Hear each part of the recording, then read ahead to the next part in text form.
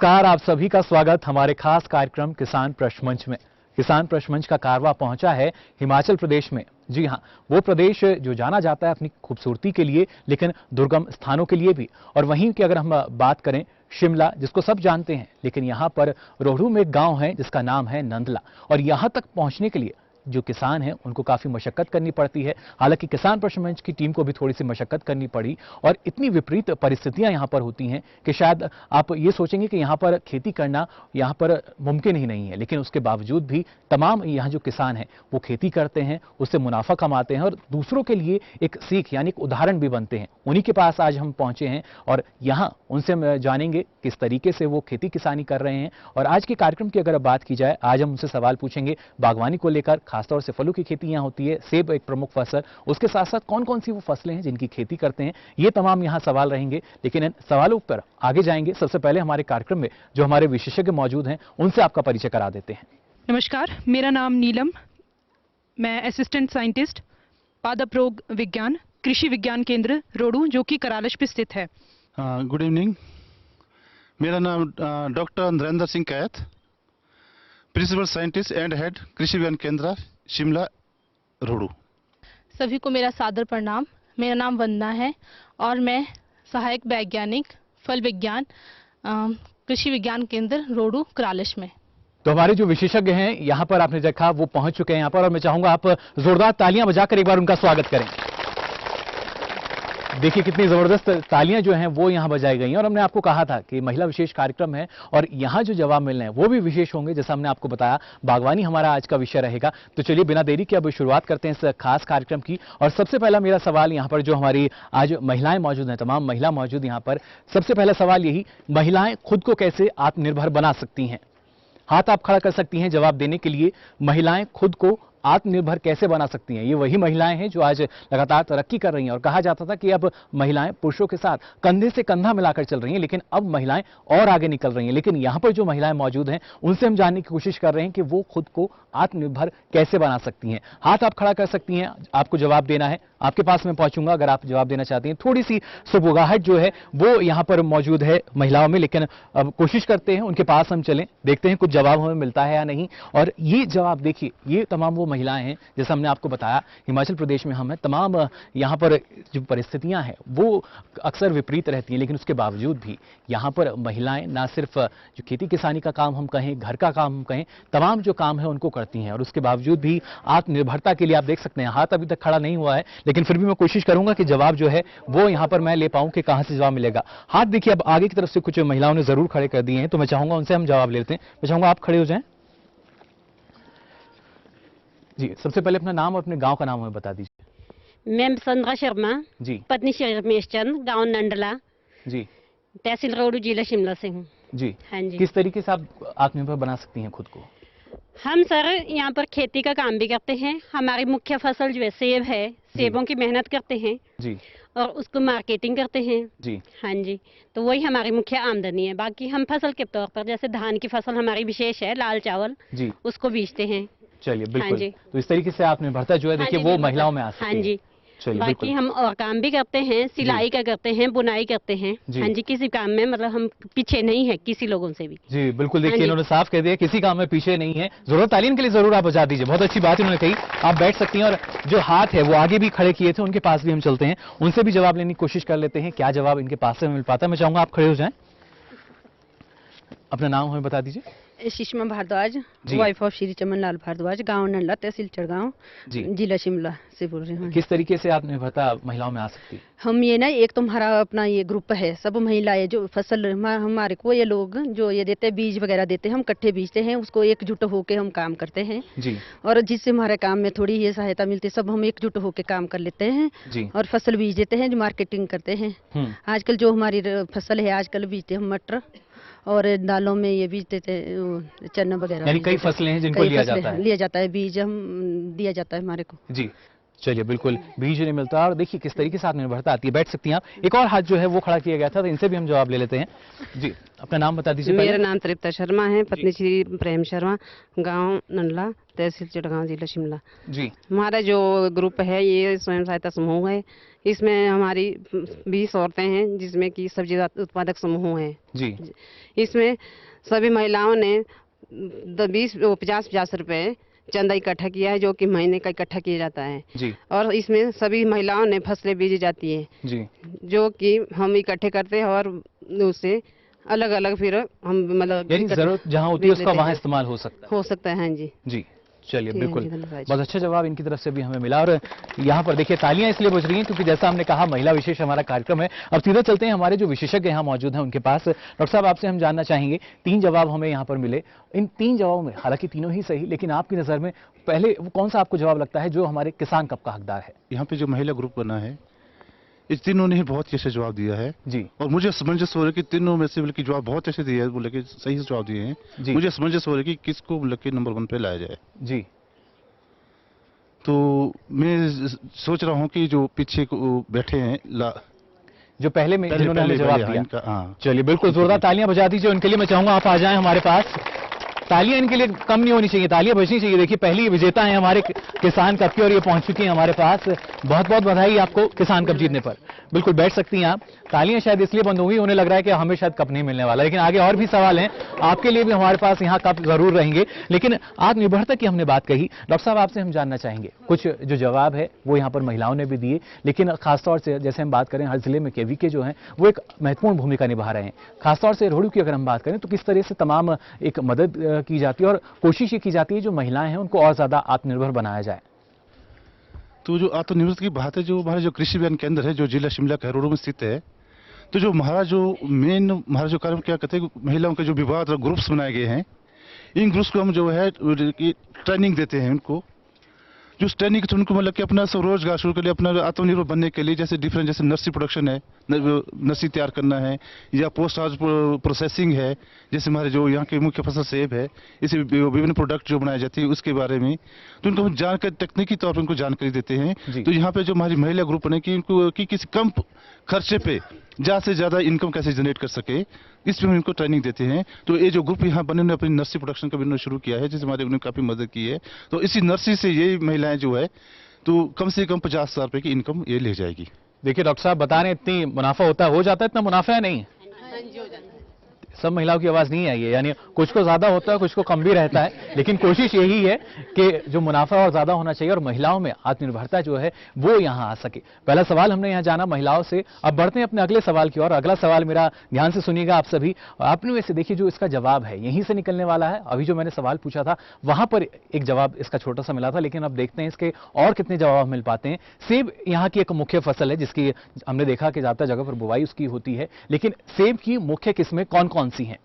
हाथ आप खड़ा कर सकते हैं, आपके पास मैं पहुंचूंगा माइक लेकर। सेब की मुख्य किस्में कौन कौन सी हैं? चलिए पीछे से इस बार शुरू करते हैं। पीछे एक जो महिला हैं उन्होंने हाथ यहां पर खड़ा किया है, उनसे हम जानने की कोशिश करेंगे कौन सी मुख्य किस्में हैं, क्योंकि सेब की अगर बात की जाए एक प्रमुख फसल यहाँ की मुख्य फसल, और उसके चलते ही जो मुनाफा है वो यहाँ पर महिलाओं को होता है, लेकिन और उसकी कितनी जानकारी इनके पास ये थोड़ा सा हम जानने की कोशिश करेंगे। मैं चाहूंगा आप अगर खड़े हो जाएं। सबसे पहले अपना नाम हमें बता दीजिए। हाँ जी, मेरा नाम भगत देवी है, जी। गांव नंडला। जी सेब में मुख्य फसलें रॉयल होता है, जी। गोल्डन, स्पर, रेड गोल्ड, जी, ये होते हैं सर। ये तमाम उन्नत किस्में हैं। हाँ। चलिए बिल्कुल बैठ सकती हैं आप। ये देखिए तमाम जो उन्नत किस्में हैं वो हम जानना चाह रहे थे, कई किस्में इन्होंने बताई। अब बढ़ते हैं आगे। आगे से भी हाथ जो है वो खड़ा किया गया था, उनके पास हम चलते हैं, उनसे जानने की कोशिश करेंगे कि कौन सी उन्नत किस्में हैं और क्या ये जो जवाब मिलता है वो उन्हें किसान कप का हकदार बना सकता है या नहीं। मैं चाहूंगा आप खड़े हो जाएं। जी, अपना नाम हमें बता दीजिए पहले। अनिता शर्मा, जी गांव नंडला। जी अनिता जी, कौन सी मुख्य किस्में हैं सेब की? रॉयल, जी red, spur, Richard, red golden. जी, ये 5 किस्में आपको पता हाँ है? जी।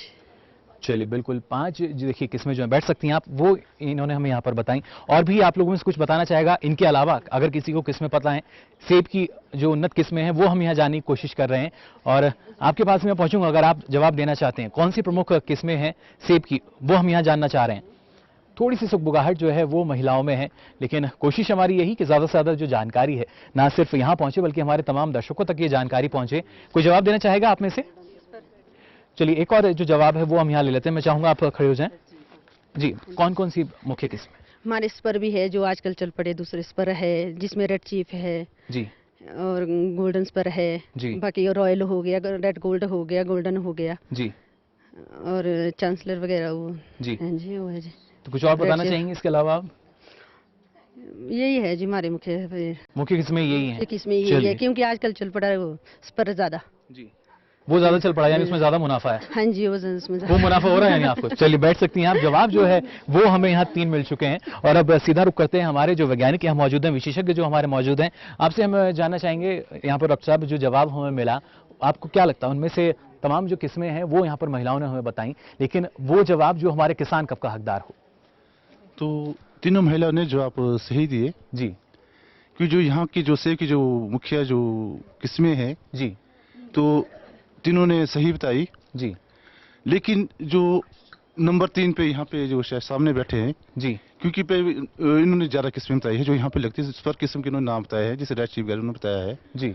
तो मेरे हिसाब से हक के दावेदार जो हमारे जो सुषमा जी बैठे, ये किसान का जी, हकदार। हाँ। जोरदार तालियां बजा दीजिए इनके लिए। और देखिए और ज्यादा मैं चाहूंगा आप आ जाएं हमारे पास। सुषमा जी जो है वो पहुंच चुकी है, मुस्कुराहट इनकी और ज्यादा बढ़ चुकी है, मुनाफा यहाँ किसान कप का जरूर हो गया आपको। जोरदार तालियां बजा दीजिए इनके लिए। बैठ सकती हैं आप वहां पर। सेब की उन्नत किस्मों की हम यहाँ जानकारी ले रहे थे। डॉक्टर साहब आपसे हम जानना चाहेंगे, जैसा यहाँ का अगर बात की जाए क्षेत्र की, तो सेब एक मुख्य फसल है, उसको लेकर जो अगर हम बात करते हैं किस्मों की, नई नई किस्में लगातार विकसित हो रही हैं, उनकी जानकारी किस तरीके से यहाँ पर जो हमारे किसान हैं, खासतौर से जो हमारी आज महिला किसान मौजूद हैं कार्यक्रम में, उन तक पहुँचाई जाती है? जैसे कि आपको मालूम है जो जिला शिमला है, एक इसको जैसे हिमाचल को एक फल राज्य के नाम से जाना जाता है, लेकिन इसमें जो जिला शिमला लीडिंग है और इसे हमारे पूरे जिले शिमला देखें तो सेब हमारी मुख्य फसल है। और जिस सेब में नए नए चेंज आ रहे, नई सेब किस्में आ रही है, जो पहले जो हमारी किस्में लेती थी उसमें जैसे उन्होंने बताया था कि red delicious, royal delicious, red gold, golden delicious, जो किस्में हमारी पुरानी तरह की किस्में हैं, लेकिन इनको हमने रिप्लेस करते विद वो जो स्पर किस्म जो वैरायटी आ रही है, जिस वजह से सुषमा जी ने कहा था कि जैसे रेड चीफ बोला था और स्पर बोला था। तो इससे जो किस्में हैं, इससे हमारी यूनिवर्सिटी जो कृषि केंद्र का बड़ा योगदान रह रहा है। हम क्या करें कि अपने सेंटर के थ्रू, कृषि केंद्र के थ्रू इनको जो हमारे पास वहाँ पे एक प्रोजनी ऑर्चर्ड है जिसमें हमारे पास जो भारतवर्ष जो लेटेस्ट वैरायटी है उस हमारे पास मौजूद है। हम इनको उस वहाँ फार्म से, हम जो कृषि केंद्र से इनको पौधे या बोले कि आप जो कलमे हैं के द्वारा इनको वैरायटीज दे रहे हैं, उसमें काफी बदलाव आ रहा है। और जो अब नई किस्म में काफी चेंजेस आ गई है, जो अपना इस पर किस्म वैरायटी है इसमें जो कन्वर्ट करके जो इस इनकी इनकम भी काफी फर्क आ गया, काफी बदलाव आ गया है। बिल्कुल, देखिए किस तरीके से बदलाव जो है वो यहाँ आ रहा है और ये महिलाएं वो हैं जो इस बदलाव को ला रही हैं, यानी ये सक्षम हैं इस बदलाव को लाने के लिए और यही बदलाव इन तक जो परिणाम है उसके वो अच्छे हैं, मुनाफा भी इनको इसलिए पहुंच भी पा रहा है। बढ़ते हैं अगले पायदान पर और यहाँ मौजूद तमाम महिलाओं से जो मेरा अगला सवाल है वो ध्यान से सुनिएगा। उम्मीद कर रहा हूँ कि इस बार उस तरफ से भी जवाब आएगा, वहां से अभी किसी ने हाथ खड़े नहीं किए हैं। और मेरा जो तीसरा सवाल है वो ये कि अभी तक हमने बात की मुख्य फसल की, आपके क्षेत्र की, लेकिन रबी का जो सीजन है वो आ चुका है। रबी सीजन की मुख्य फसलें कौन कौन सी हैं? बड़ा आसान सा सवाल हमारे तमाम जो यहाँ महिला किसान मौजूद हैं आज उनके लिए। रबी का सीजन आ चुका है फसल का हमारा, उसके लिए प्रमुख फसलें कौन कौन सी हैं? चलिए हाथ जो है वो देखिए यहाँ पर खड़ा किया गया है, लेकिन उस छोर पर हम कोशिश कर रहे थे कि जवाब मिले, लेकिन पहले इस छोर से जवाब ले लेते हैं, उसके बाद उस छोर का भी रुख करेंगे। मैं चाहूंगा आप खड़े हो जाएं। रबी की फसल है जी चना, मटर जी और मसर। चना, मटर। हाँ जी। चलिए ये इन्होंने यहाँ हमें जवाब दिया, बैठ सकती हैं आप। लेकिन और भी थोड़ा सा जवाब जो है वो थोड़ा सा टटोलने की कोशिश करते हैं, देखते हैं यहाँ पर जो महिलाएं मौजूद हैं उनको जवाब पता है या नहीं। कोशिश हम यहाँ कर रहे हैं कि उनके पास तक पहुंचे। और एक और पीछे महिलाएं हैं जिन्होंने हाथ खड़ा किया था, उनके पास हम चलते हैं। मैं चाहूंगा आप खड़े हो जाएं। जी अपना नाम हमें बता दीजिए। मेरा नाम बॉबी शर्मा है जी। भाभी जी, कौन सी मुख्य फसलें हैं रबी की जब हम बात करते हैं, कौन कौन सी? चना, मटर जी और जौ। चना, मटर, जौ। हाँ जी। और कोई फसल आप बताना चाहें? गेहूँ नहीं, गेहूँ, मसर। जी हाँ जी, यही फसलें हैं। हाँ जी। चलिए बिल्कुल बैठ सकती हैं आप। 4 इन्होंने यहाँ पे हमें जो फसलें हैं वो बताई। और भी कोई जवाब देना चाहेगा? एक हाथ जो है वहां खड़ा हो चुका है, शायद उनको एक नई फसल जो है वो शायद याद आ गई होगी। अब रुक करते हैं उनका और जानने की कोशिश करेंगे कि क्या जवाब जो है हमें उनके पास से मिल पाता है। जी अपना नाम हमें बता दीजिए पहले। बबीता शर्मा जी। जी चना जी गेहूँ, जौ, लहसुन, जी प्याज। जी। चलिए, प्याज जो है वो भी इस बार यहाँ जुड़ चुका है। बैठ सकती हैं आप। 3 जवाब हमें मिल चुके हैं और जैसा हमने बताया कि रबी का जो मौसम है वो यहाँ आ चुका है। और इस रबी के मौसम की अगर बात की जाती है, देखिए महत्वपूर्ण और कई जो इसमें फसलें ली जाती हैं वो भी महत्वपूर्ण हैं। तमाम जो विशेषज्ञ हैं वो हमारे यहाँ मौजूद हैं और खासतौर से महिला विशेष कार्यक्रम और हमारी जो महिला विशेषज्ञ हैं वो भी यहाँ आज मौजूद हैं। उनके पास अब सीधा चलते हैं, उनसे जानने की कोशिश करते हैं कि जो रबी सीजन की मुख्य फसलें जो हमने यहाँ सवाल पूछा था कौन कौन सी हैं, जो जवाब हमें मिले हैं वो क्या हैं। मैं चाहूँगा आप हमें बताएं कि जो 3 जवाब हमें मिले हैं इनमें कौन है हमारे किसान कप का अधिकार। इसमें जो तीसरे नंबर पे जिन श्रीमती जी ने जवाब दिया है वो जी इस किसान कप के हकदार हैं। जी, यानी वो हकदार हैं इस किसान कप की। जोरदार तालियां बजा दीजिए उनके लिए। मैं चाहूंगा आप आ जाएं हमारे पास आगे। और ये कहा जाता है जो आखिर में जैसे मौके पे चौका मारा जाता है, आखिरी में इन्होंने जवाब हमें दिया और ये बन चुकी है हमारी किसान कप की हकदार। बहुत बहुत बधाई आपको। जोरदार तालियां बजा दीजिए इनके लिए भी। रबी सीजन की हम बात कर रहे थे, लेकिन यहाँ अगर हम बात करें डॉक्टर साहिबा, और भी जो हमारे किसान हैं किस तरह के विकल्प हैं उनके पास जो वो फसलों के रूप में ले सकते हैं। जैसा कि उन्होंने अभी जवाब दिया और बाकी 2 ने भी दिया है, तो जो मुख्य इस क्षेत्र की जो फसलें हैं रबी के तौर पे जिनको यहाँ पे उगाया जाता है जी। उनमें मटर है और जो चना है वो मुख्य तौर पे लिया जाता है। जी। बाकी किसान अपने जो लेवल पे प्याज और लहसुन भी लगाता है, उनकी जी। पैदावार में यहाँ पे बहुत अच्छे से होती है। तो ये 2 विकल्प जो पहले 2 बताए गए हैं, चना और मटर, इसके अलावा जो प्याज और लहसुन का है, ये चारों ही विकल्प यहाँ के लिए बहुत उचित है। चलिए, बिल्कुल, ये देखिए वो तमाम विकल्प जो जिनका चयन हमारे जो किसान भाई हैं, खासतौर से महिला किसान आज यहाँ मौजूद हैं, उनको हम ज़रूर अपने कार्यक्रम में जोड़ेंगे। वो भी इनका चयन कर सकते हैं और ये ज़रूरी कि लगातार जो किसान हैं वो फसलों का चयन करें, लेकिन बदल बदल के करें। जो फसल चक्र होता है इसलिए महत्वपूर्ण होता है और वो जानकारी लगातार हमारी जो महिला किसान है इनको भी है, साथ ही हमारे तमाम दर्शकों को भी है। लेकिन आपको बता दें, सवाल जवाब का जो सिलसिला है आगे भी जारी रहेगा, लेकिन फिलहाल कार्यक्रम में वक्त हो चला एक छोटे से ब्रेक का। जल्द हाजिर होंगे, आप देखते रहिए दूरदर्शन किसान।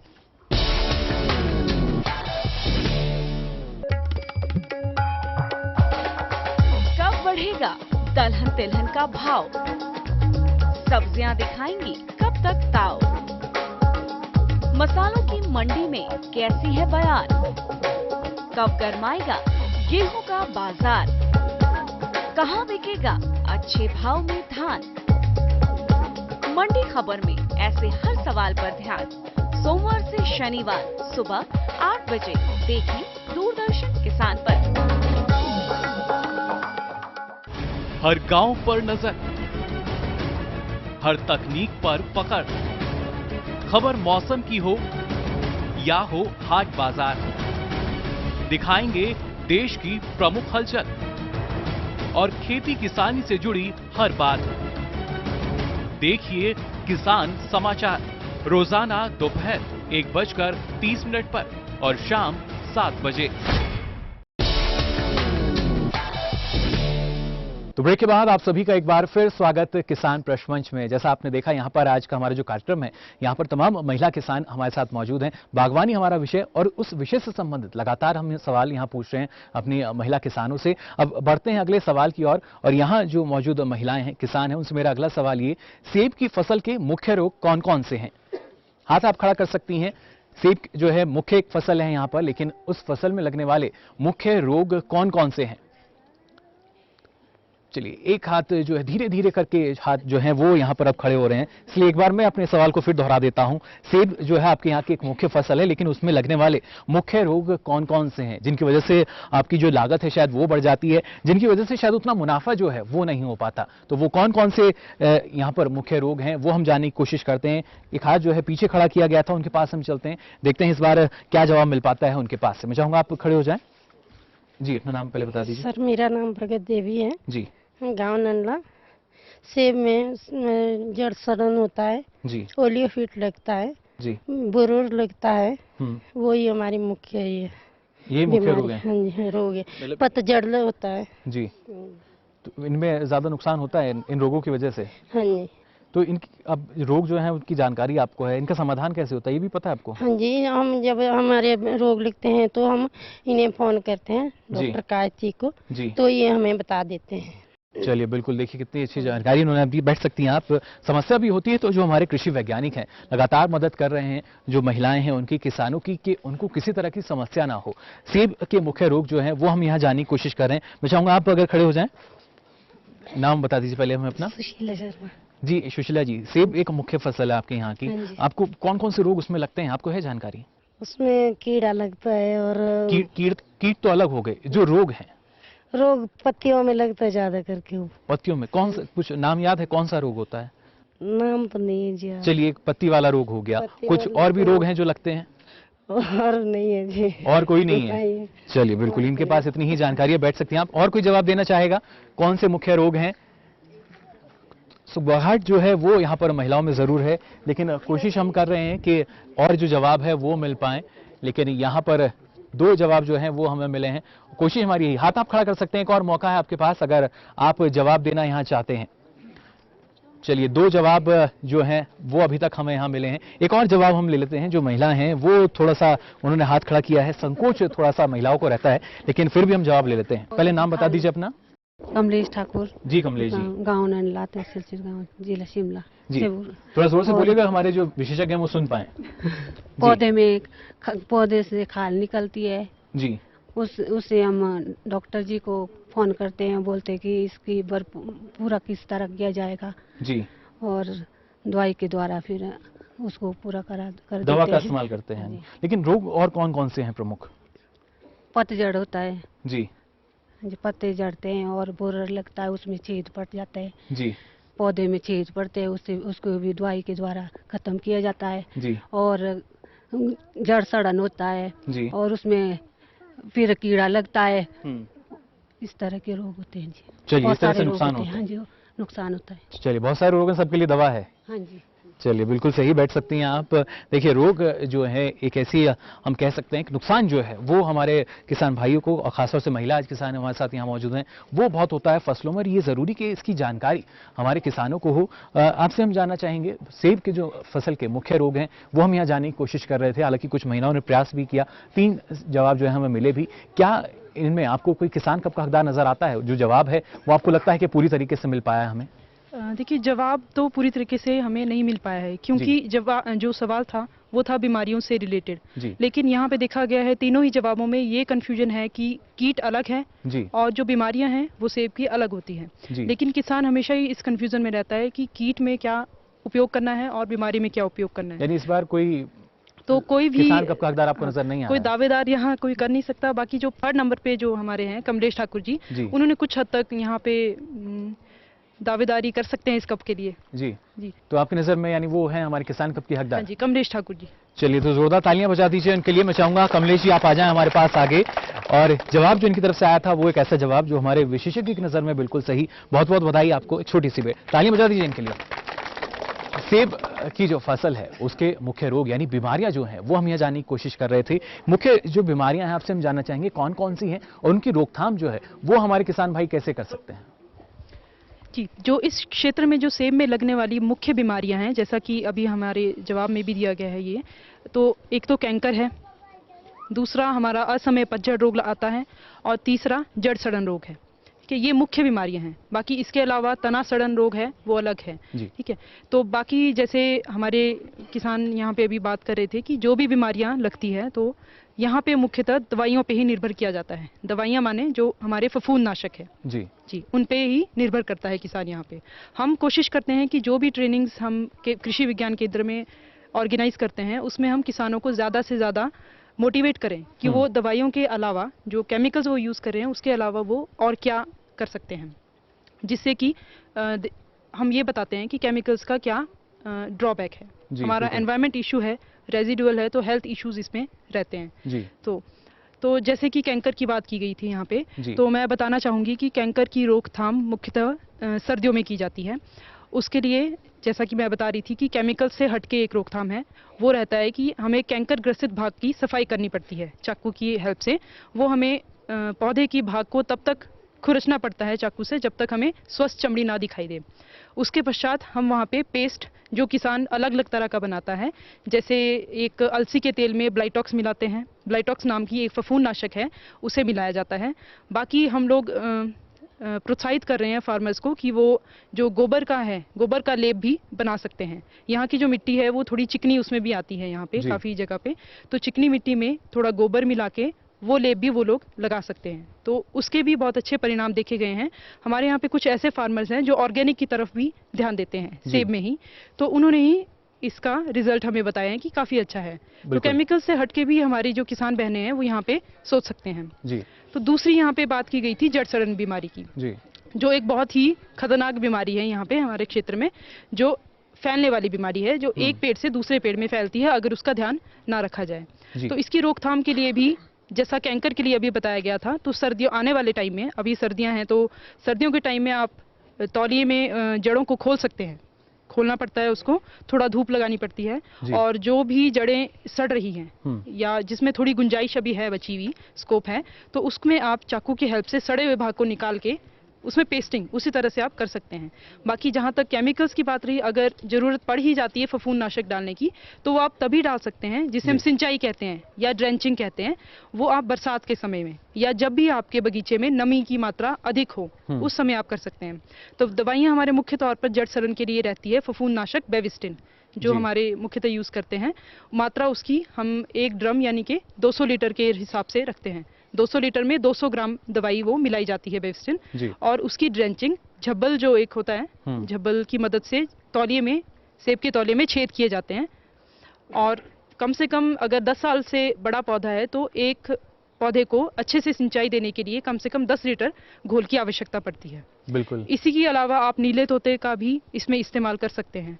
बेविस्टिन और नीला तोता दोनों फफूंदनाशक है जो जड़ सड़न के लिए कामयाब है। बिल्कुल। तो ये देखिए किस तरीके से जो समाधान है वो हो सकता है अगर सेब की जो फसल है उसमें बीमारी लग जाए, एक ऐसा फल जो हमारी सेहत के लिए भी अच्छा माना जाता है, लेकिन अगर उसकी ही सेहत में कुछ गड़बड़ी है तो कैसे आप उसको ठीक कर सकते हैं, ये हमारे यहाँ विशेषज्ञ ने बताया। और इसकी जानकारी हमारे जो यहाँ पर महिला किसान मौजूद हैं उनको भी है, और कोशिश हमारी यही कि तमाम जानकारी हमारे दर्शकों तक भी पहुँचे, और यहाँ जो हमारे कार्यक्रम में मौजूद हैं महिलाएं उनको भी ये सारी जानकारी मिले। अब बढ़ते हैं अपने अगले सवाल पर। अगला सवाल मेरा यहाँ मौजूद महिलाओं से, स्वयं सहायता समूह किस तरीके से कृषि में मदद करते हैं? हाथ आप खड़ा कर सकती हैं। स्वयं सहायता समूह की हम यहाँ बात कर रहे हैं, किस तरीके से फायदेमंद है आपके लिए? सोच में है थोड़ी सी यहाँ पर महिलाएं कि आखिर इसका जवाब क्या होगा, लेकिन कोशिश हम करते हैं कि जो महिलाएं हैं वो थोड़ा सा जाने, क्योंकि जब बात की जाती है समूह की तो काफ़ी फ़ायदा होता है, लेकिन क्या इसके फ़ायदे यहाँ पर महिलाओं को पता है या नहीं, ये हम यहाँ जानने की कोशिश करते हैं। एक हाथ जो है वो यहाँ खड़ा किया गया था, लेकिन ये पहले ही हमारे किसान कप के विजेता बन चुके हैं, लेकिन फिर भी जो जवाब है वो हम इनसे लेते हैं। मैं चाहूँगा आप खड़ी हो जाएँ जी। हम इन लोगों से ये मतलब ये लोग हमारे को ये ग्रुप में हर चीज़ सिखाते हैं, जैसे कई बार अचार, चटनी, जैम वगैरह भी सिखा लेते हैं, और ये लोग हमारे को अच्छी जानकारी देते हैं जी। जैसे अचार वगैरह, चटनी, जैम वगैरह बना लेते हैं, उसको कई बार हम होलसेल बिक्री भी कर देते हैं जी, जिसमें हम लोग समूह में इकट्ठा का पैसा कर देते हैं और एक दूसरे की मदद कर लेते हैं। तो ये फायदे हैं इसके? फायदे हैं, और फिर बीज वगैरह दे देते हैं ये लोग, और हमारे को ये जानकारी हर चीज़ की, कैसे बीजना है, क्या करना है, कब काटना है, कौन सी बीमारी लगती है जी, ये इस बारे में हमारे को हर टाइम जानकारी देते रहते हैं जी। चलिए, बिल्कुल सारी जानकारी जो मिलती है ये इनके नज़रिए में एक बड़ा फायदा है। बैठ सकती हैं आप। और भी आप लोगों में कोई बताना चाहेगा? स्वयं सहायता समूह की हम बात कर रहे हैं, क्या फायदे हैं स्वयं सहायता समूह की? अगर बात कही जाती है, अगर आप समूह में काम कर रहे हैं, कितने फायदे उससे आपको हो सकते हैं, और इसकी जानकारी कितनी है यहाँ पर हम महिलाओं को, ये हम थोड़ा सा जानने की कोशिश कर रहे हैं कि आखिर कितनी जानकारी महिलाओं को रहती है और इसके क्या फायदे हैं। अभी तक एक जवाब जो है वो ये हमें यहाँ पर मिल चुका है, लेकिन और भी जवाब हम तलाशने की कोशिश कर रहे हैं, जवाब मिल पाता है या नहीं। मैं चाहूँगा आप लोगों में से कोई अगर बताना चाहे इसका जवाब, आखिर क्या फ़ायदे हो सकते हैं। स्वयं सहायता समूह की हम बात कर रहे हैं और इसकी जानकारी बेहद ज़रूरी कि हर किसी को हो। आप लोगों में से बताना चाहेगा कोई, आखिर क्या फ़ायदे हैं स्वयं सहायता समूह के? महिला देखिए जो वो खड़ी हो चुकी हैं, तो जवाब इनसे हम ले लेते हैं जी। स्वयं सहायता समूह से एक तो सर ऐसे कि महिलाएं जो है इकट्ठे मिलकर जो काम करती है जी, ठीक है। कभी बीज लेने में अगर कहीं दिक्कत हो जी, तो जो हमने स्वयं सहायता समूह में जो है पैसा इकट्ठे किया होता है उसको जो है हम यूज करते हैं बीज लाने के लिए, कभी खाद लाने के लिए जी, तो मिलकर काम करते हैं जी। हाँ जी, उससे जो फसल होगी उसका हम जो मार्केटिंग कर सकते हैं जी। हाँ जी, इस तरीके से जो है स्वयं सहायता समूह का जो है हमारे लिए फायदा है। चलिए, बिल्कुल जवाब जो है देखिए ये हमें मिला, क्या फायदे हैं। बैठ सकती हैं आप। 2 जवाब जो हैं इस बार हमें मिले हैं और अब रुक करते हैं, हमारे जो विशेषज्ञ मौजूद हैं आपसे हम जानना चाहेंगे। 2 जवाब हमें मिले, स्वयं सहायता समूह का हमने सवाल पूछा था, इसके क्या फायदे हैं। हालांकि सिर्फ 2 जवाब मिले, बाकी जवाब नहीं मिल पाया। क्या आपको लगता है कुछ जानकारी की कमी है या एक संकोच है जो महिलाओं में जो जवाब निकल कर नहीं आया? जानकारी की तो कोई कमी नहीं है, ये संकोच के कारण महिलाएं अच्छे से बता नहीं पा रही हैं। इन्होंने बहुत ही अच्छे तरीके से ग्रुप बनाए हुए हैं अपने, और ये जैसे कि ग्रुप में इन्होंने अभी पिछली बार चना लगाया हुआ था और फिर इन्होंने सारा काम एक बड़े लेवल पर इन्होंने चना लगाया हुआ था, फिर इकट्ठे इन्होंने उसमें बिजाई की, सारे जो भी कल्चरल प्रैक्टिसेस हैं, गुड़ाई या फिर उसमें जो वीड्स निकालते हैं वो सारे काम इन्होंने इकट्ठे किए और फिर बाद में अभी इन्होंने उसको हार्वेस्ट करके बेचा भी है जी। और साथ में इन्होंने माश भी लगाया था और जैसे ग्रुप में ही लगा रहे हैं, तो मतलब इनको फायदा है। इसका फायदा इससे होता है, लेकिन जो हम कह सकते हैं 2 जवाब हमें मिले उनमें आपको लगता है कि कोई हमारे किसान कप का हकदार है? किसान कप के हकदार तो ये जिन्होंने सेकंड नंबर पर आंसर दिया था, यानी दूसरे नंबर पर जो हमें जवाब मिला था वो हमारे विशेषज्ञ की नजर में हमारी एक छोटी सी भेंट की हकदार हैं। तो जोरदार तालियां बजा दीजिए इनके लिए। मैं चाहूंगा आप आ जाएं हमारे पास आगे। जो इनकी तरफ से जवाब आया वो एक सटीक जवाब हमारे विशेषज्ञ की नजर में। बहुत बहुत बधाई आपको। एक छोटी सी भेंट, बैठ सकती हैं आप। तालियां देखिए जो हैं वो थोड़ी सी बंद हो जाती हैं, लोगों को लगता है हमें तो कप मिलना नहीं है शायद, लेकिन हमारे पास और भी कप हैं, सवाल और भी हैं, लेकिन जवाब जो है वो आपको यहां देना होगा। और यहां देखिए अभी हमने जाना स्वयं सहायता समूह की बात की थी, कितने फायदे इससे हो सकते हैं और इसकी जानकारी तमाम महिलाओं को हो तो कितने फायदे उन तक पहुंचेंगे और उसके परिणाम जो हैं वो भी अब यहां महिलाओं के सामने हैं। अब बढ़ते हैं आगे अपने अगले सवाल की ओर। अगला सवाल हमारा ये, इस क्षेत्र की अगर बात की जाए तो लाल चावल की जब बिजाई करते हैं तो किन बातों का हमें ख्याल रखना चाहिए, यानी क्या सावधानी हमें बरतनी होगी जिससे हमारी पैदावार अच्छी हो, उपज हमारी बढ़े। अब उस छोर में जानने की कोशिश करते हैं। कुछ महिलाएं हैं उन्होंने हाथ खड़े किए हैं, लेकिन कुछ और भी लोग हैं जो शायद जवाब देना तो चाह रहे हैं लेकिन जवाब उनसे देते बन नहीं रहा। तो कोशिश करते हैं उनके पास चलने की, देखते हैं उनके पास क्या जवाब मिलता है। मैं चाहूंगा अगर आप खड़े हो जाएं। आवाज नहीं, चुप जी। नाम बता दीजिए पहले अपना। मेरा नाम संतोष जी। संतोष जी, लाल चावल की यहाँ होती है बुआई बिजाई, तो किन बातों का आप ख्याल रखते हैं जब बीजते हैं? हाँ जी, पहले भाना, उसके बाद बीज बीजना जी, तब रुपाई करनी जी, तब काटना, तब निकालना। चलिए देखिए, बुआई भी हो गई और निकल भी गया एक छोटे से जवाब में, लेकिन और भी कुछ बातें हैं जिनका ख्याल रखते हैं आप लोग, कुछ सावधानी ऐसी? हाँ जी। चलिए यही जवाब है जो इनके पास इतनी जानकारी थी, बता नहीं पाई है, लेकिन और जो जवाब है वो टटोलने की कोशिश करते हैं, क्या जवाब मिल पाता है। उधर से एक और हाथ जो है वो खड़ा किया गया है। मैं चाहूंगा आप थोड़ा सा इस तरफ आ जाएं। एक और जो जवाब है वो हम यहाँ इनसे ले लेते हैं, थोड़ा सा इस तरफ आ जाइए जी। सर पानी का, गुड़ाई का जी, और सर काटने का, पानी, गुड़ाई और उसकी कटाई का हमें ख्याल है। हाँ जी। और किस तरह की सावधानी जो है वो हमें बरतनी होती है? सर जब पानी के होते हैं, अगर सूखा पड़ा ना जी, तो पानी का ही ज्यादातर। जब सूखे की स्थिति तो पानी यानी हमें समय पर देना चाहिए। हाँ जी सर। चलिए बिल्कुल, फिलहाल इतनी ही जानकारी इनके पास है। और देखिए यहाँ पर कई महिला मौजूद हैं, एक और जो है कई हाथ बल्कि इस बार उठे, इनसे भी हम जवाब ले लेते हैं जी। पहले नाम बता दीजिए। मेरा नाम डिम्पल शर्मा है जी। डिम्पल जी, हाँ जी, धान में सबसे पहले गुड़ाई होनी चाहिए। उसमें अगर धान में कीड़ा ये लग जाता है तो उसका भी ध्यान रखना चाहिए और उसमें स्प्रे वगैरह करते हैं जब कीड़ा लग जाता है उसमें जी। तो फिर उसके बाद जैसे रुपाई करते हैं, फिर गुड़ाई उसकी होनी चाहिए टाइम से, और फिर उसमें जो हमारी गुड़ाई होती है घास वगैरह उसको बिल्कुल साफ करते हैं, अच्छे से सूखना नहीं चाहिए, टाइम टाइम पे पानी होना चाहिए उसमें। और गुड़ाई तो इस तरह बातें हैं, हल लगाते हैं, उसमें ज़्यादा ध्यान यही होना चाहिए, यानी इन बातों का हमें ख्याल रखना चाहिए। हाँ जी। चलिए बिल्कुल, बैठ सकती हैं आप। एक और जो जवाब है, 3 जवाब हमें यहाँ मिल चुके हैं। अब सीधा चलते हैं हमारे जो विशेषज्ञ हैं उनके पास, उनसे जानने की कोशिश करते हैं कि जो जवाब हमें मिले हैं क्या ये अपने आप में पूरी जानकारी इन जवाब में है या नहीं। डॉक्टर साहब, आपसे हम जानना चाहेंगे, जो सवाल हमने पूछा था उस पर जो जवाब हमें मिले हैं, क्या आपको लगता है कि पूरी जानकारी निकल कर आई है? जानकारी तो कुछ कोशिश, जो हमारे तीसरे नंबर जो महिला थी इन्होंने कोशिश की है जी, कि जो चावल हमारे यहाँ के जो इस क्षेत्र के एक यहाँ की एक मुख्य फसल है जी, सेब के बाद गया था। और यहाँ का जो चावल है जो लाल धान से मशहूर है, रेड राइस, और जो कि पेटेंट भी हो चुका है और इसकी बहुत ही जो मार्केट डिमांड है।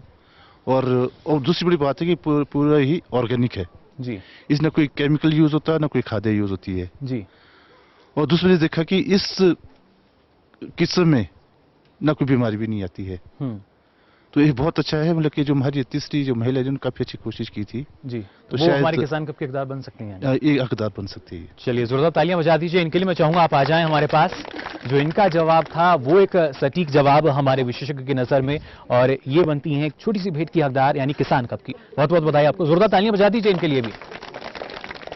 जो जवाब है वो यहाँ हमें मिला और ये एक सटीक जवाब था। उम्मीद यही करते हैं कि आपको भी इन जवाबों के जरिए जानकारी हो रही होगी और आपने देखा किस तरीके से जो हमारे महिला किसान हैं वो लगातार हमारे सवालों के जवाब भी दे रही हैं। लेकिन सवाल जवाब का जो सिलसिला है लगातार जारी रहेगा। फिलहाल वक्त हो चला एक छोटे से ब्रेक का, जल्द हाजिर होंगे। आप देखते रहिए किसान प्रश्न मंच।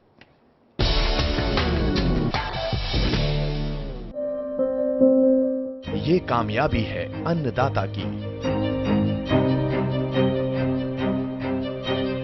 एक कहानी है खेत और खलिहानों की। कैसे करें अपने पशुओं की देखभाल, जानिए गांव-गांव के किसानों का हाल। देखिए गांव किसान, सोमवार से शुक्रवार दोपहर 12 बजे।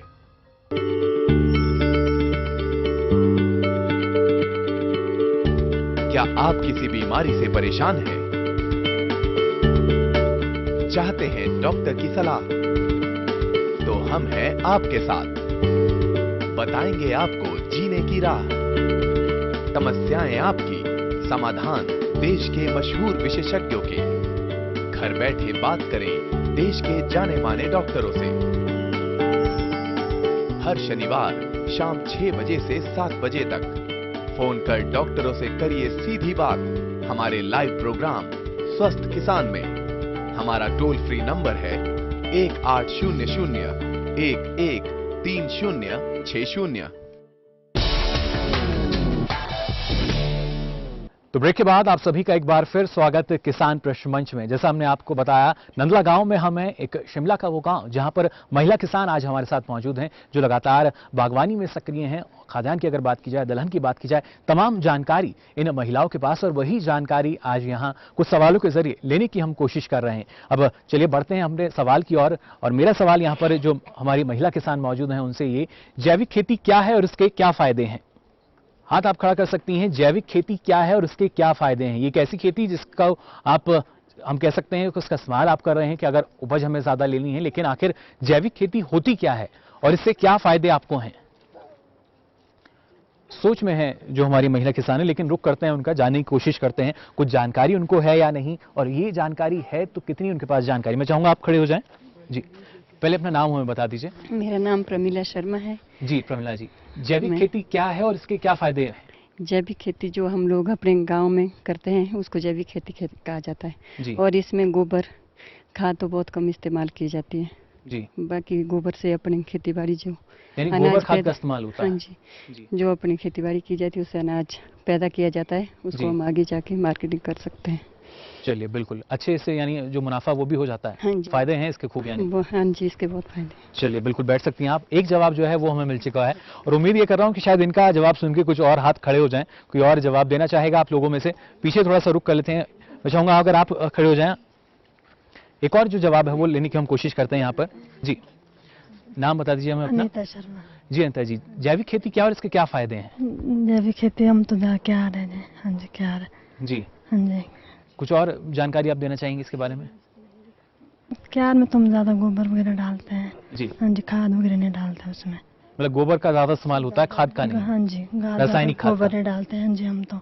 जी हाँ जी। फायदे इसके क्या है?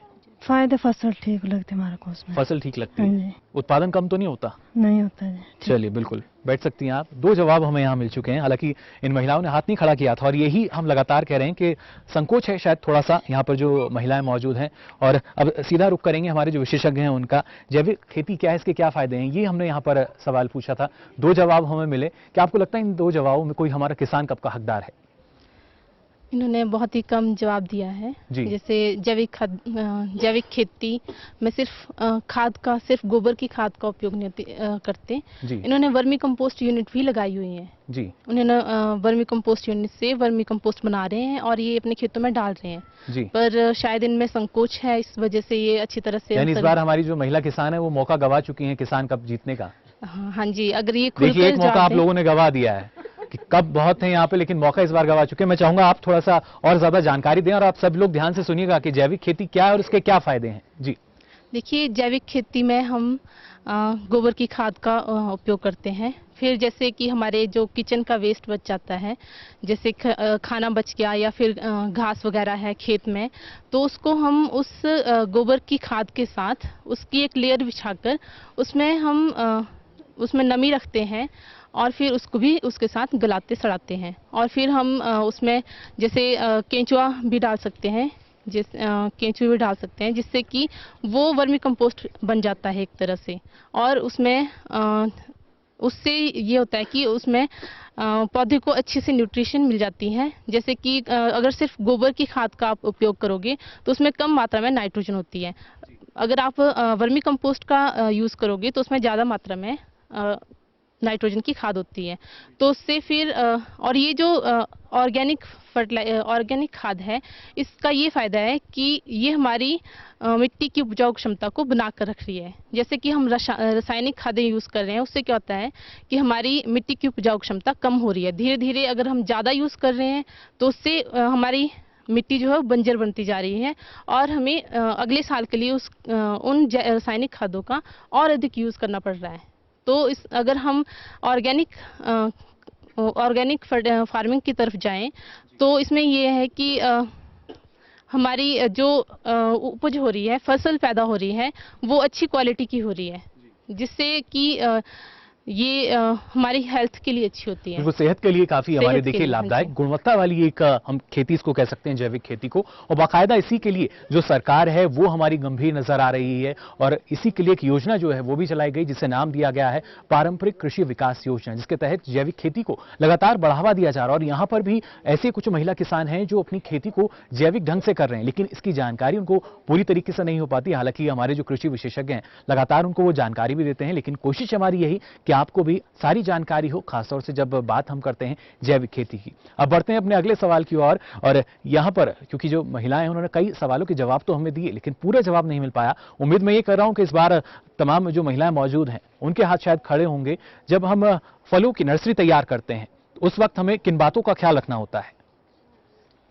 सोच में है फिर से एक बार जो महिलाएं हैं हमारी, देखिए हाथ एक खड़ा हो चुका है और हो सकता है कि इनका जवाब सुनकर और भी जो हाथ हैं वो शायद यहाँ खड़े हो जाएं, लेकिन फिर भी उनके पास हम पहुंचेंगे, धीरे धीरे उनसे जानने की कोशिश करेंगे कि क्या जवाब इस बार मिलता है और उसके बाद आगे कितने जवाब मिलते हैं। तो चाहूंगा आप खड़ी हो जाएं।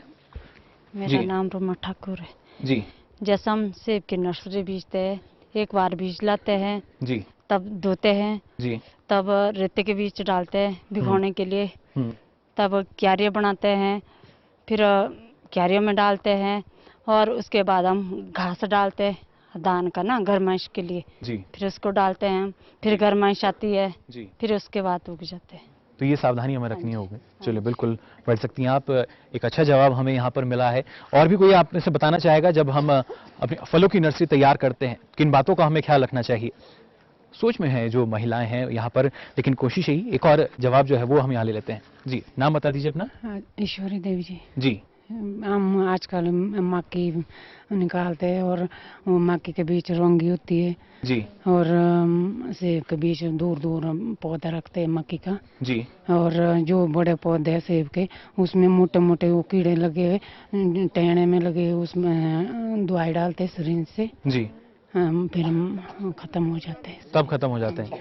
बिल्कुल, देखिए ईश्वरी जी देवी ने हमें जवाब दिया और नाम इनका ऐसा है, सारी जानकारी जो है ईश्वर रखते हैं। ईश्वरी जी ने भी थोड़ी सी जानकारी जो है वो ये हमें यहाँ पर दी, लेकिन अब ये देखते हैं जो इनकी जानकारी है वो कितनी सही है, कितनी सटीक है हमारे विशेषज्ञों की नज़र में।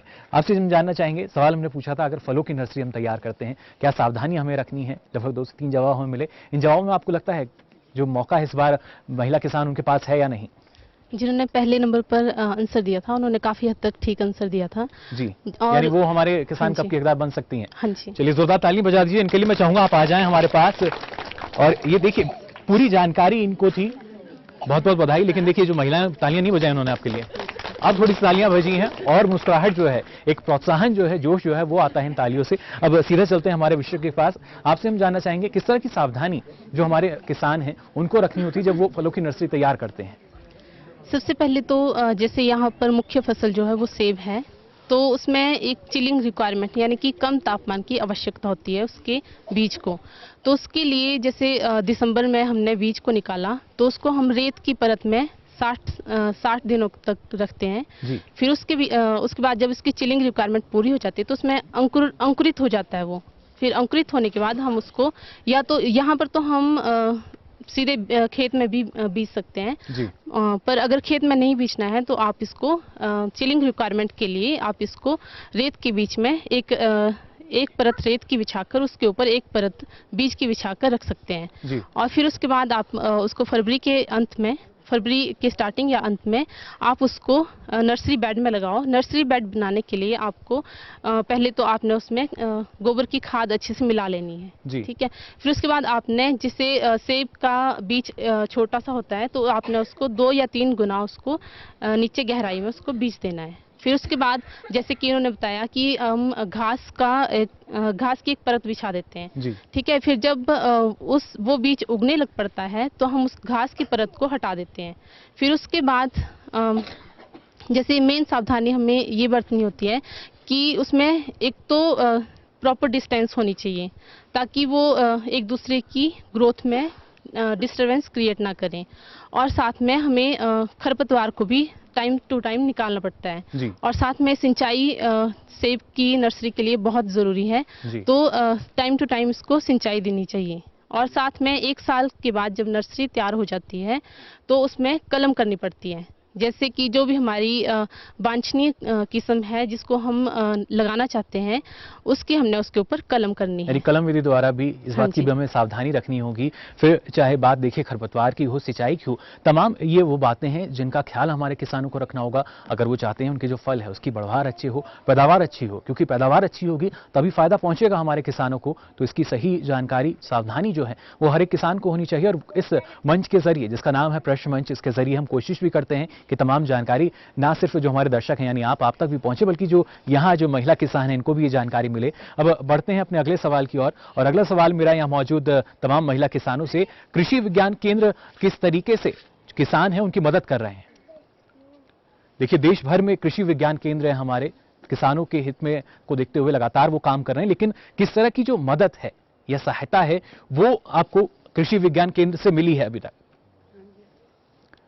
हाथ इस बार खड़े नहीं हो रहे और हमारे जो विशेषज्ञ हैं वो थोड़ा सा जरूर अचरज में है कि जानकारी उन्होंने दी है लेकिन हाथ जो है वो यहाँ खड़े नहीं हुए हैं। और देखते हैं क्या जानकारी हमारे पास यहाँ मिलती है। चलिए हाथ जो है धीरे धीरे खड़े हो गए लेकिन जानकारी हम ले लेते हैं। मैं चाहूंगा आप खड़े हो जाएं। विज्ञान केंद्र से हमें जो जानकारी मिली, हमें मतलब कैंप में बुलाया जाता है और उसमें ट्रेनिंग वगैरह की जाती है। जैसे कि सेब की कटिंग वगैरह इसमें मतलब हमारे कल में सिखाई जाती है कि किस तरह काटी जाती है जी। और जब गांव में आते हैं तो गांव में हमें यही दवाई गांव में भी पहुंचते हैं जिस तरह जी वैज्ञानिक लोग जब आते हैं तो मतलब हमें यही सिखाते हैं कि सेब किस तरह की कटिंग की जाती है। और हाँ जी कल में की तो ये मदद मिल रही है कृषि विज्ञान केंद्र से। हाँ जी। चलिए बिल्कुल, बहुत अच्छा। देखिए एक जवाब है वो यहाँ निकल कर आया। और भी यहाँ पर कुछ जो महिलाएं हैं, तमाम महिलाएं हालांकि हमारे कार्यक्रम में, उनसे हम जानने की कोशिश करेंगे कि कृषि विज्ञान केंद्र जो है किस तरीके से कार्य कर रहे हैं और उनको उससे मदद मिल रही है। क्योंकि जब हम बात करते हैं कृषि की नई तकनीक की तो यही तकनीक जो है उनके जरिए पहुंच पा रही है, लेकिन कैसे वो उसको यहाँ प्रयोग कर रहे हैं, जानकारी जो है हमारे किसानों को पहुंच पा रही है या नहीं, ये हम जानने की कोशिश कर रहे हैं। एक और जवाब जो है हम यहाँ लेंगे। मैं चाहूंगा अगर आप खड़े हो जाएं, आप हमें बता पाएंगे किस तरीके कुछ मदद क्या मिलती है कृषि विज्ञान केंद्र से? चलिए यहाँ दूसरी महिलाएं हैं वो खड़ी हो चुकी हैं, उनसे हम जवाब ले लेते हैं जी। हाँ जी, हमारे गांव में आते हैं, बीज देते हैं हमें, हम सभी इकट्ठे होके बीज लगाते हैं जी। सभी इकट्ठे होकर लगाते हैं, लेकिन जवाब सिर्फ आपने दिया और किसी ने नहीं दिया है? नहीं जी, सब लगाते हैं जी। हमारा जो ग्रुप है जी, हम सभी इकट्ठे होकर बीज लगाते हैं, हमें गांव में मिल जाता है जी। कौन कौन है आपके समूह यहाँ पर जो महिलाएं मौजूद हैं? अभी बहुत ऐसे काफी महिलाएं मौजूद हैं। देखिए इनके समूह की जो महिलाएं हैं उन्होंने भी हमें जवाब नहीं दिया है। बैठ सकती हैं आप। जवाब इनकी तरफ से हमें यहाँ पर मिला, 2 जवाब जो हैं वो हमें यहाँ मिल पाए। और भी कोई जवाब देना चाहेगा आप में से? लगातार देखिए जो हाथ हैं वो यहाँ खड़े किए गए, लेकिन जवाब जो है सिर्फ 2 ही मिले। और भी कुछ महिलाएं हैं, आप हमें बताएंगी किस तरीके से मदद करता है कृषि विज्ञान केंद्र? जी, जैसे धान बीजते हैं ना जी, पानी लगाते हैं जी, और कम पानी होगा जी, फिर खराब होता है धान जी, उसमें दाने पतले होते हैं और लाल चावल नहीं निकलते उससे जी, और सारे हवा में पड़ जाता है। ये तो समस्या हुई, लेकिन जो कृषि विज्ञान केंद्र है वो किस तरीके से मदद करते हैं आपकी? वो बीज देते हैं हमारे को बीजने के लिए जी जी, और वो बीजते होता है हमारे मेहनत करके। जो किसानों की समस्याएं हैं उनको भी सुना जाता है वहाँ या नहीं? हाँ जी, सुनते हैं। कोई शिकायत कृषि विज्ञान केंद्र से? नहीं जी। चलिए, बिल्कुल जवाब हमने यहाँ लेने की कोशिश की, लेकिन और जैसा हमने पाया जो शिकायत देखिए वो कोई नहीं, जानकारी इनको जरूर मिलती है, लेकिन उसको बोलना शायद यहाँ हमारी जो महिला किसान है थोड़ा सा संकोच उनमें हमें नजर आया। डॉक्टर साहब, थोड़ी सी समस्या शायद आपके लिए होगी। कृषि विज्ञान केंद्र की हम यहाँ सवाल हमने पूछा था, आप आखिर क्या मानते हैं वजह क्या है जो इतनी कम जानकारी हमें यहाँ मिली है?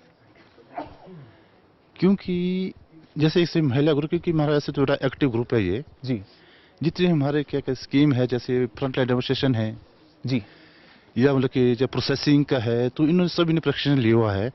मुझे समझ नहीं आ कि क्यों ये हेजिटेट कर रहे हैं, क्यों मतलब कि खुल के नहीं बता पा रहे हैं। जानकारी इनको सब है बिल्कुल। तो जैसे इन्होंने कहा कि जो हमारे नंबर 1 पे थे यहाँ बैठे, सामने बैठे हैं जी, जैसे इन्होंने कहा कि ट्रेनिंग देते हैं कृषि की, हमारा एक मैंडेट है, दोनों ऑफ कैंपस ऑन कैंपस दोनों ट्रेनिंग देते हैं। इनकी खेतों में आते हैं, बगीचे में आते हैं, वहीं पे भी कराते हैं। और इनको हम भी दूसरे की जैसे हम करते हैं, जैसे इनकी कोई समस्या आती है जी, जैसे मान लो कोई बगीचे में कोई जड़ सड़न की समस्या आ गई, तो हमें के फोन पे बताते हैं कि मेरे को ऑर्चर्ड में कुछ पौधे खराब हो रहे हैं जी, तो फिर में हम क्या करते हैं, हमारे जो वैज्ञानिक है इनके खेतों में जाके तो उसको ऑन स्पॉट सोल्यूशन वहाँ जाके बताते हैं कि आपकी जो समस्या है कि कैसे उसको ठीक करना है। वहाँ हम उनको ट्रीटमेंट करते हैं, उनके हमने बगीचे काफी सुधार लिए हैं। बिल्कुल। दूसरी यहाँ जैसे प्रॉब्लम आ रही है रीप्लांटेशन, पौधे पुराने बगीचे खत्म हो रहे हैं, उनको कैसे रीजूनेट करें, तो हमारे वैज्ञानिक जो वहाँ पे जाके उनको पुराने बगीचे वो ठीक कर रहे हैं। और इन लोगों को भी काफी इस तरह की इंप्रूवमेंट यहाँ पे आई है जी। तो ये शायद इस तरह से खुल के नहीं बता रहे हैं, तो कृषि केंद्र जो पूरे जिला, क्योंकि जिला सुविधाएं दी जाती हैं तमाम किसानों को। हाँ जी बिल्कुल डॉक्टर साहब, लेकिन जो 3 जवाब हमें मिले हैं उनकी नजर किसान कप पर है, क्या आपको लगता है उनमें से कौन है जो किसान कप का विजेता है? नंबर 1 पे जी। चलिए, सबसे पहले जिन्होंने हमें जवाब दिया, सबसे पहले दिया, जोरदार तालियां बजा दीजिए इनके लिए। जो सबसे पहला जवाब आया वो हमारे विशेषज्ञ की नजर में सही जवाब। एक छोटी सी भेंट आपको किसान प्रश्न मंच की ओर से, बैठ सकती हैं आप। तो यहाँ हमने देखिए जाना कि जो हमारे महिला किसान हैं किस तरीके से खेती किसानी करती हैं, और खासतौर से शिमला के इस गांव की अगर बात की जाए, नंदला ये गांव, जहां पर तमाम महिला किसान अच्छे से वो काम करती हैं। बागवानी के हमने इनसे सवाल पूछे, धान को लेकर इन्होंने हमें जवाब दिए, उसके साथ साथ अगर बात की जाए फलों को लेकर तमाम ऐसे जवाब इन्होंने हमें दिए। हालांकि जो जानकारी इनके पास नहीं थी उस जानकारी को हमारे विशेषज्ञों ने पूरा करा, और कोशिश हमारी यही, उद्देश्य हमारा यही कि जो हमारे किसानों की समस्याएं हैं उनको दूर किया जा सके और उनके जो सवाल हैं उनके जवाब भी उनको मिल सके। लेकिन फिलहाल कार्यक्रम में वक्त हो चुका है आपसे विदा लेने का, लेकिन मैं चाहूंगा एक बार जोरदार तालियां बजाकर शुक्रिया करें हमारे विशेषज्ञों का,